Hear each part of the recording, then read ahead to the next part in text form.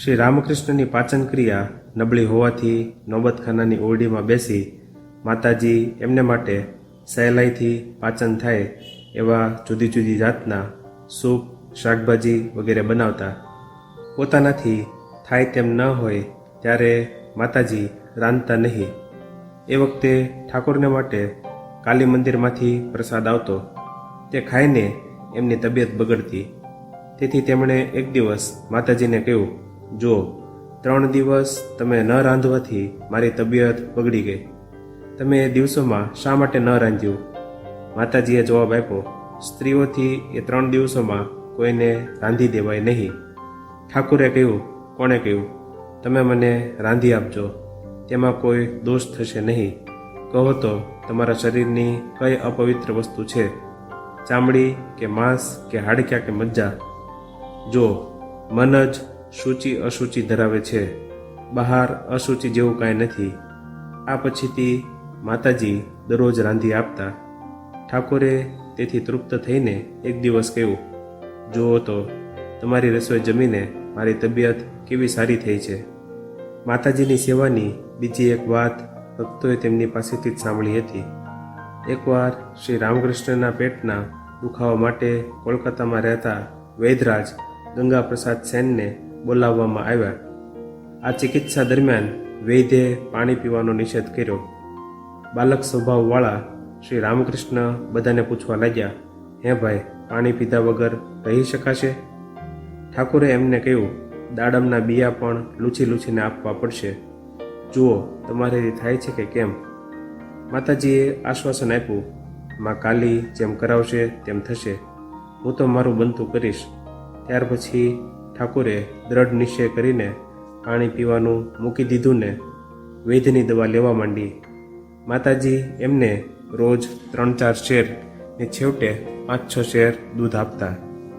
દૂધવાળો વધારાનું બચેલું દૂધ માતાજીને આપી કહી જતો કે ત્યાં મંદિરમાં વધારે આપું તો પૂજારીઓ ઘરે લઈ જશે ને કોઈને પીવડાવી દેશે. અહીં આપી જાવ તો તેઓ એટલે કે શ્રી રામકૃષ્ણ પીશે. તેથી એ લગભગ 5-6 શેર દૂધ આપી જતો.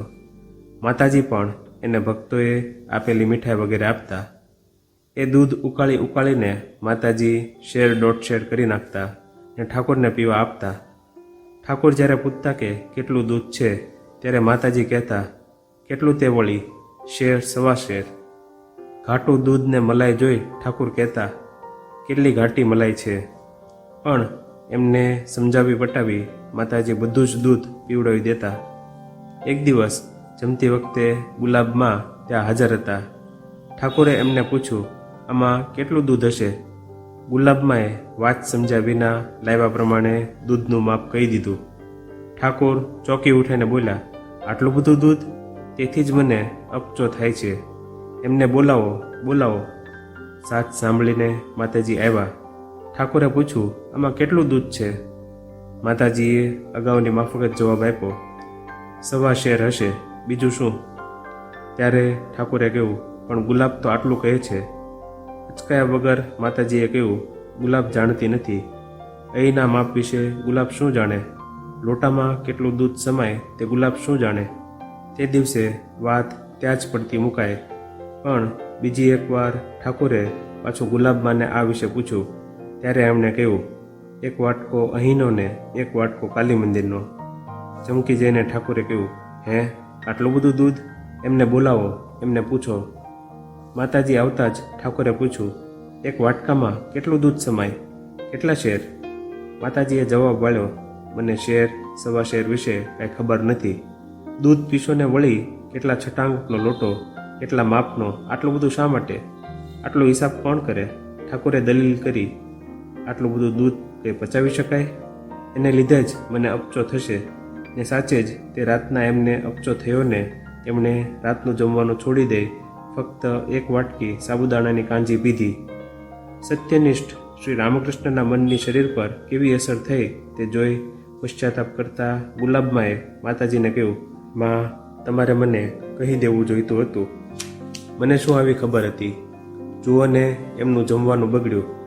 માતાજી એમને સમજાવીને બોલ્યા, ખવડાવવા માટે જૂઠું બોલીએ તો એમાં કોઈ દોષ નથી. હું એમને આમ સમજાવી પટાવીને જ ખવડાવું છું. પટાવીને ઠાકોરને આમ ખવડાવવામાં માતાજી કથનની સચ્ચાઈ પર ભાર નહોતા મૂકતા, પણ સેવા તરફ જ દ્રષ્ટિ રાખી આમ કરતા હતા. તેઓ જોતા હતા કે તેમની એકાંત સેવાથી ઠાકોરની તબિયત સુધરતી જાય છે.